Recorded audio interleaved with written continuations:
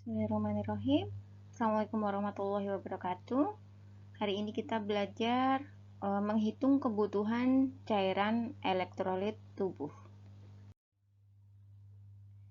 Kita belajar dulu konsep dasar cairan dan elektrolit ya. Untuk total cairan tubuh itu 50 sampai 60% itu dari berat badan. Kemudian pada bayi itu 75% dari total berat badan. Nah, mungkin sudah tergambar ya berapa banyak cairan dan elektrolit di dalam tubuh kita. Kemudian fisiologi cairan tubuh. Komposisi cairan tubuh untuk dewasa muda itu 60% dari berat badan adalah air. Kemudian sisanya 40% itu terdiri dari protein sebanyak 18%, 15% lemak, dan 7% sendiri adalah mineral. Fungsi cairan yang pertama mempertahankan panas tubuh dan pengaturan temperatur tubuh, kemudian transport nutrien ke sel, transport hasil sisa metabolisme, transport hormon, mempertahankan tekanan hidrolisis dalam sistem kardiovaskuler, dan sebagai pelumas antar organ. Itu adalah fungsi cairan. Nah, kemudian kita harus tahu keseimbangan cairan. Keseimbangan cairan ditentukan oleh intake atau masukan cairan dan pengeluaran cairan. Masukan cairan berasal dari minuman dan makanan. Nah, kebutuhan cairan setiap hari itu antara 1.800 sampai 2.500 ml per hari. Jadi, sekitar 1.200 berasal dari minuman, kemudian 1.000 ml dari makanan. Nah, pengeluaran dari cairan ini salah satunya melalui ginjal dalam bentuk urin sebanyak 1.200 sampai 1.500 ml per hari. Kemudian dari feses itu sebanyak 100 ml, paru-paru dan kulit itu sebanyak 600 sampai 800 ml. Itu ya. Nah, jadi kita harus tahu keseimbangan cairan dari intake dan apa yang kita keluarkan gitu ya. Intake adalah apa yang kita masukkan, cairan. Nah, dan kemudian apa yang kita keluarkan.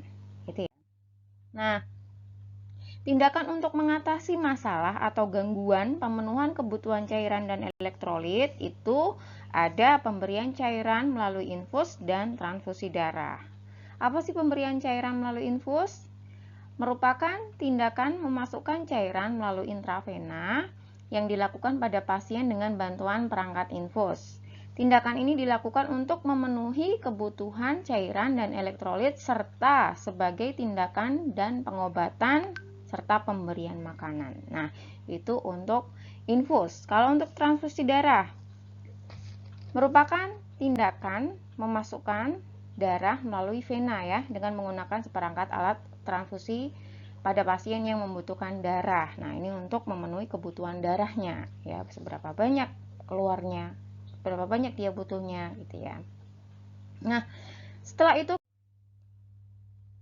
rumus umum yang kita gunakan yang ini tadi ya, menghitung tetesan infus. Nah, rumus umumnya, teman-teman harus tahu jumlah cairan yang dibutuhkan kali faktor tetes dibagi waktu dalam jam dikali 60. Nah, ini adalah rumus umum yang digunakan. Kalau teman-teman tahu apa atau berapa faktor tetesnya, jumlah cairan yang dibutuhkan, nah, ini menggunakan rumus umum jika ada faktor tetes. Tapi kalau teman-teman ingin rumus sederhana, menggunakan rumus yang tadi ya. Dewasa jumlah cair yang dibutuhkan dibagi waktu dalam jam dikali 3 untuk pasien dewasa. Kemudian untuk pasien anak-anak, teman-teman bisa menghitung dari jumlah cairan yang dibutuhkan dibagi waktu dalam jam. Gitu ya teman-teman ya. Oke, kita belajar dari contoh soal.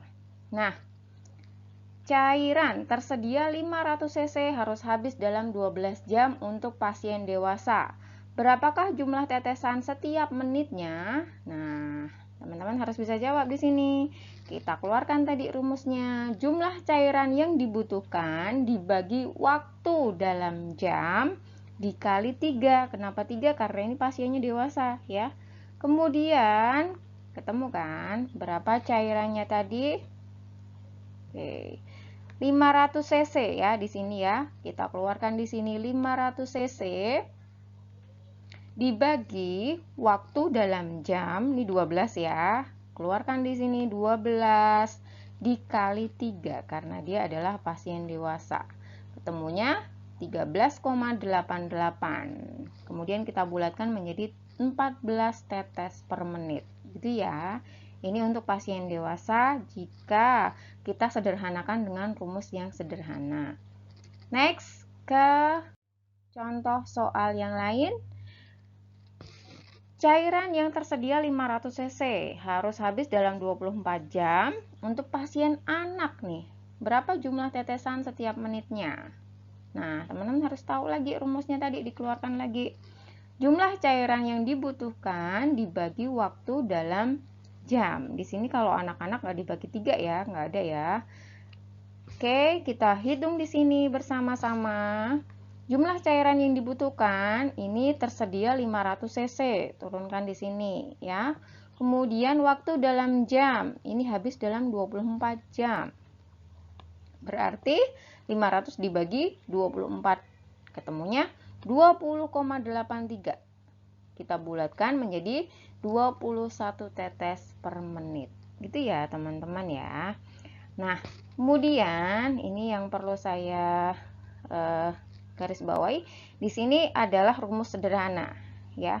Jika kita tidak menggunakan rumus yang ini, teman-teman nanti bisa gunakan rumus yang umum yang sering kita gunakan, yang awal tadi ya. Bentar. Oke, baik, mungkin itu saja beberapa hal terkait penghitungan tetesan infus dan kebutuhan elektrolit yang bisa teman-teman pelajari. Terima kasih. Wassalamualaikum warahmatullahi wabarakatuh.